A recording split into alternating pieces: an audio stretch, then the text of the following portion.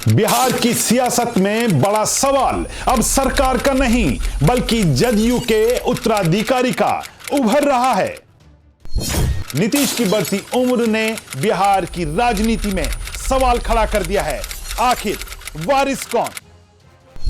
अगर निशांत नहीं तो फिर नीतीश कुमार किसे बनाएंगे अपना उत्तराधिकारी? क्या जदयू की कमान संजय झा, मनीष वर्मा, ललन सिंह या अशोक चौधरी को सौंपेंगे सुशासन बाबू? क्या जदयू में अगला नंबर सेकंड लाइन के नेताओं का है या फिर नीतीश किसी चौंकाने वाले नाम को चुनेंगे? नमस्कार, आप देख रहे हैं YBN बिहार झारखंड और मैं हूं दीपक गौड़।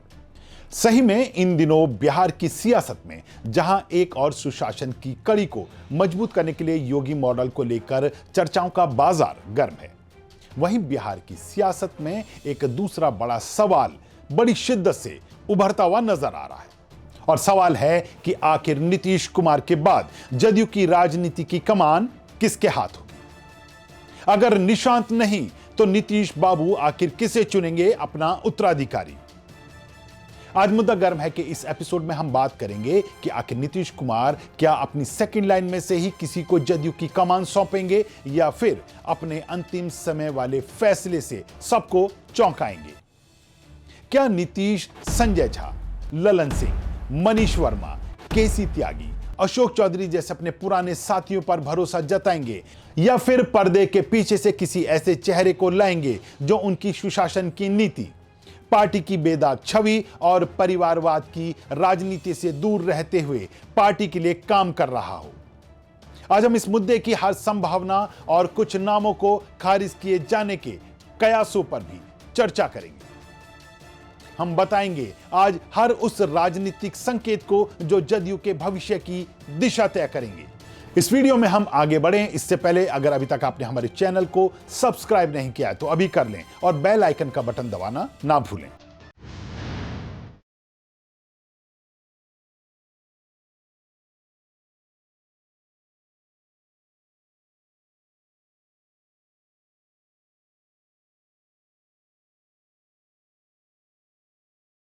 तो चलिए आज के मुद्दा गर्म है कि इस एपिसोड की शुरुआत करते हैं एक सच्चाई से, और वह सच्चाई यह है कि नीतीश कुमार पिछले 2 दशकों से बिहार की राजनीति का सबसे स्थिर चेहरा रहे हैं, लेकिन उम्र अब 73 पार कर चुकी है और पिछले 1 साल में उनकी स्वास्थ्य संबंधी खबरें लगातार चर्चा में रही हैं।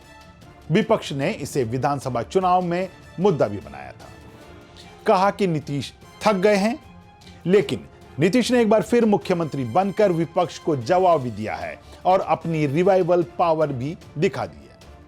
अब सच्चाई तो यह है, लेकिन इसके साथ एक सवाल भी है।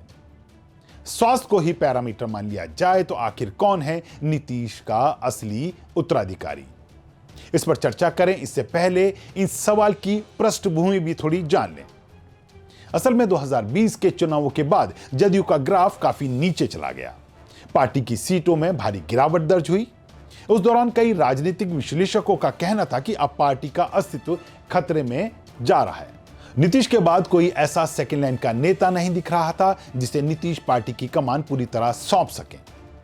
ऐसे में कुछ लोगों को साथ लेकर नीतीश फिर से मैदान में डटे रहे। नीतीश कुमार ने फ्रंट से लीड करते हुए पार्टी को दोबारा खड़ा किया।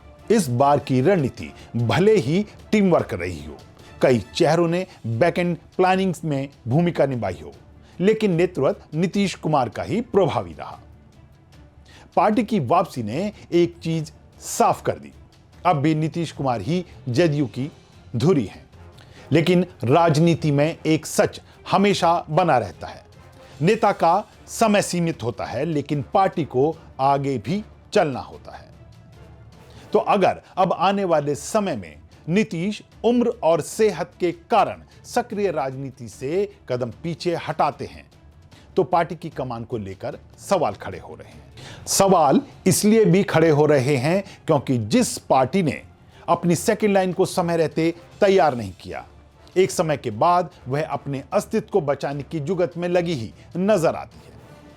अब बात बसपा की ही करें तो मायावती के बाद पार्टी में ऐसा कोई दूसरा चेहरा रहा ही नहीं जो पार्टी की कमान संभालने के लिए तैयार होता नजर आया। यही कारण रहा कि एक समय यूपी की सत्ता की धुरी रहने वाली बसपा आज अपने अस्तित्व के लिए जूझती नजर आ रही है। और देश में ऐसी कई अन्य पार्टियां भी हैं। लेकिन हम लौटकर आते हैं अपने मुद्दे पर ही। नीतीश कुमार की पार्टी में सेकंड लाइन के ऐसे नेता कौन हैं जो नीतीश के उत्तराधिकारी हो सकते हैं? तो चलिए इस पर बात करते हैं। और बात घर के बाहर के लोगों से इसलिए की जा रही है क्योंकि नीतीश कुमार अपने बेटे निशांत को अपना उत्तराधिकारी बनाने के पक्ष में नहीं दिखते। हाल के विधानसभा चुनावों में जब निशांत को चुनाव लड़वाने की बातें उठी तो नीतीश ने उन पर कोई प्रतिक्रिया देना उचित नहीं समझा। वैसे भी नीतीश परिवारवादी राजनीति के खिलाफ ही कहे जाते रहे। ऐसे में अगर बाहरी लोगों की बात करें तो इस पर बात करने में एक नाम जो सबसे सामने नजर आता है वह है संजय झा का। संजय झा जो इस समय पार्टी के कार्यकारी अध्यक्ष हैं। पिछली बार जदयू की गिरती साख को बचाने में इस बार उनकी जमकर चर्चाएं हुई हैं। वह नीतीश कुमार के काफी करीबी भी हैं। पार्टी की सेकंड नेता के रूप में देखे जाते हैं। भाजपा में रहकर राजनीति का क ख ग सीखा, लेकिन बाद में कुछ नाराजगी के चलते 2012 में जदयू के साथ हो गए। मौजूदा समय में जदयू से राज्यसभा सांसद हैं। इस समय वही हैं जो पार्टी का संगठनात्मक रूप से नेतृत्व करते नजर आते हैं और एनडीए के साथ कोऑर्डिनेट भी वही करते हैं। भाजपा से भी उनके रिश्ते अच्छे हैं। संजय झा को भी परिवारवादी वाली राजनीति का धुर विरोधी कहा जाता है। ऐसे में वह नीतीश कुमार के उत्तराधिकारी हो सकते हैं। लेकिन बिहार की सियासत के जातीय समीकरण इसमें अवरोधक बनते नजर आ रहे हैं।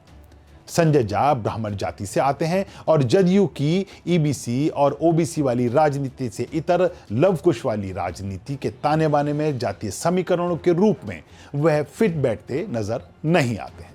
अब बात करते हैं दूसरे ऐसे नेता की जो नीतीश कुमार के बेहद करीबी रहे हैं और पार्टी की सेकंड लाइन नेताओं में भी वह काफी आगे खड़े होते हुए नजर आते हैं, यानी केंद्रीय मंत्री राजीव रंजन सिंह उर्फ ललन सिंह। अब ललन सिंह पिछले 2 दशकों से नीतीश कुमार के करीबी रहे हैं। हालांकि 2010 के दौरान कुछ मुद्दों पर उनकी नीतीश कुमार से कुछ अनबन भी हुई थी, लेकिन कुछ समय बाद ही दोनों में सुलह भी हो गई। इसके बाद से ललन सिंह नीतीश कुमार के सबसे करीबी नेताओं और जदयू के सबसे मजबूत नेताओं में गिने जाने लगे। 2021 में उन्हें नीतीश ने खुद पार्टी के राष्ट्रीय अध्यक्ष पद की जिम्मेदारी सौंपी। हालांकि 2024-25 में जब जदयू ने संगठनात्मक पुनर्गठन किया तो ललन सिंह को पार्टी के शीर्ष संगठन ने कुछ अभियोगात्मक जिम्मेदारियों से हटा दिया। मौजूदा समय में वह मोदी सरकार में मंत्री हैं। ललन सिंह वो नेता हैं जिन्हें नीतीश कुमार ने वर्षों से संगठन व संसदीय राजनीति दोनों के लिए भरोसेमंद माना है। ऐसे में क्या सुशासन बाबू उन्हें अपना उत्तराधिकारी बनाएंगे? लेकिन कुछ अवरोधक इनके आगे भी खड़े हैं। ललन सिंह भूमिहार हैं। कुछ विवादों से इनका नाता रहा है। कुछ समय पहले नीतीश से भी इनके गतिरोध की कुछ खबरें सामने आई थी। अब जदयू के जातीय समीकरण और अन्य कारकों के चलते अभी कहा नहीं जा सकता कि इनका क्या होगा, लेकिन उस फेरिस्त में ये भी शीर्ष क्रम में खड़े नजर आते हैं। इसी क्रम में एक अन्य नाम है अशोक चौधरी का। वह नीतीश के ट्रस्टेड सर्कल का हिस्सा कहे जाते हैं। कांग्रेस छोड़ जदयू में शामिल हुए अशोक चौधरी को संगठन में लगातार ऊपर उठाया गया है। पहले राज्य अध्यक्ष, वर्किंग अध्यक्ष, फिर राष्ट्रीय महासचिव, मंत्री। ये सभी पद उनकी पार्टी में स्वीकार्यता और नीतीश कुमार से करीबी को दर्शाते भी हैं।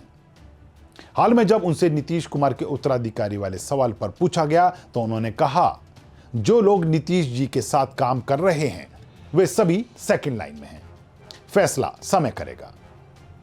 उनकी राजनीतिक परिपक्वता और शांत राजनीति उन्हें दौड़ में बनाए रखती है, लेकिन इन्हें लेकर भी कुछ सवाल हैं।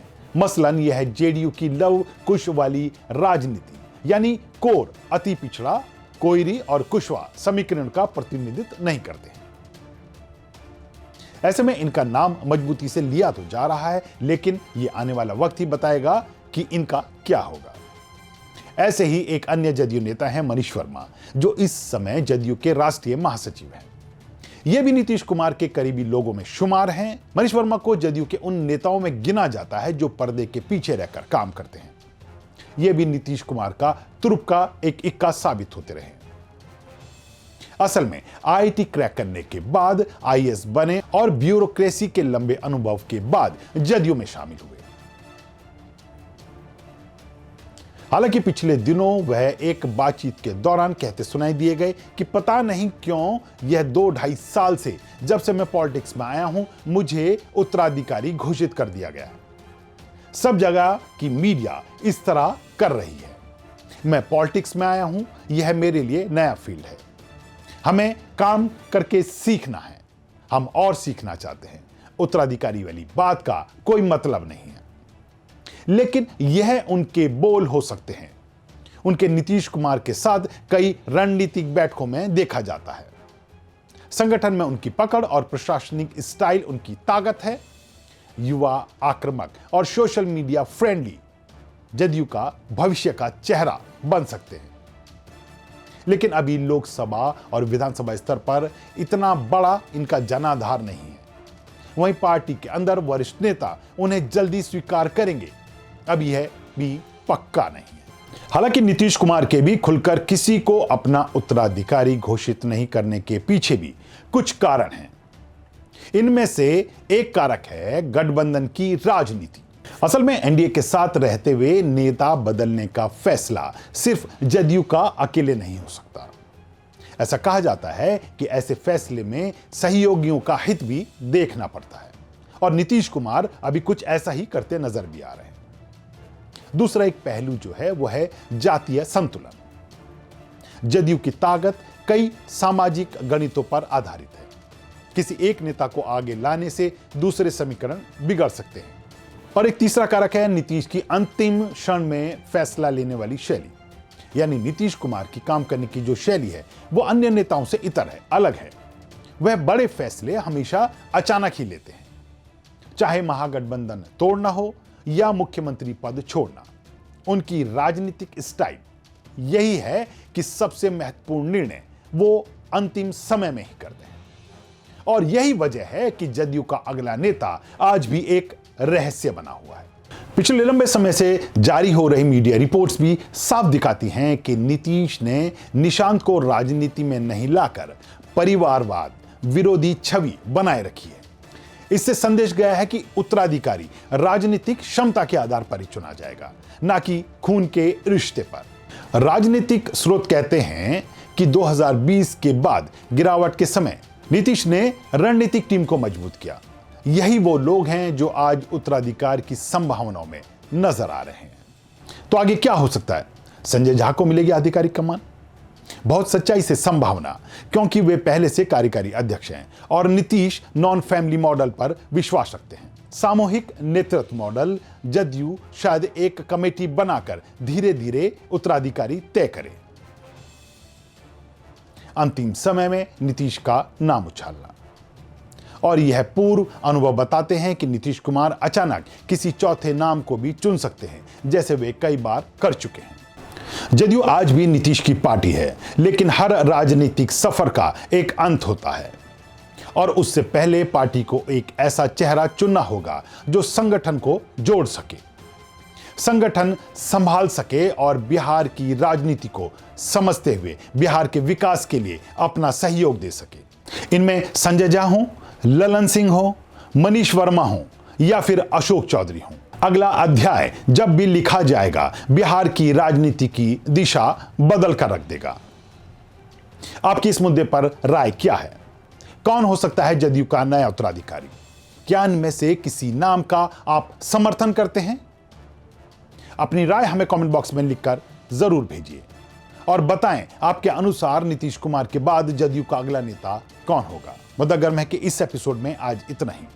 ऐसे ही एक नए मुद्दे के साथ आपके बीच जल्द होंगे हाजिर। तब तक के लिए दीजिए इजाजत। नमस्कार।